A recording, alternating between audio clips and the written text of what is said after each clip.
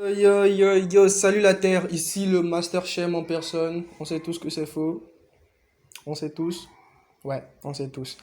Alors, aujourd'hui on va parler chinois dans la vidéo, mais ça ne veut pas dire que la vidéo est de mauvaise qualité. Hein, s'il vous plaît. Aujourd'hui on va parler du yin et du yang. Sans plus tarder, passons à la vidéo. N'oublie pas de t'abonner, lâche ton petit pouce bleu si t'as aimé. Active aussi la cloche des notifications pour ne rien rater.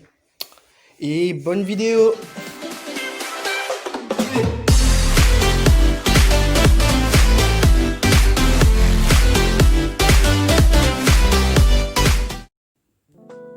Déjà, il faut savoir que le yin et le yang sont des catégories complémentaires utilisées pour comprendre les choses de la vie et du cosmos.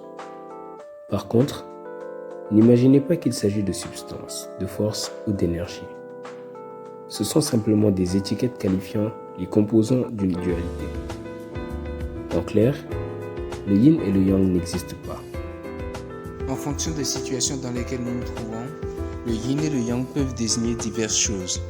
Dans une famille par exemple, le yin et le yang peuvent être illustrés par le rapport entre la femme et l'homme, le fils et la fille, ou encore l'aîné et le cadet.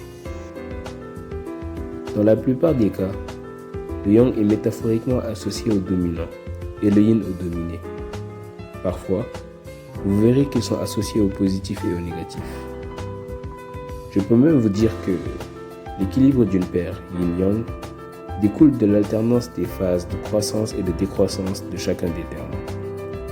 Prenons par exemple, le froid à l'extrême produit le chaud, et le chaud à l'extrême produit le froid.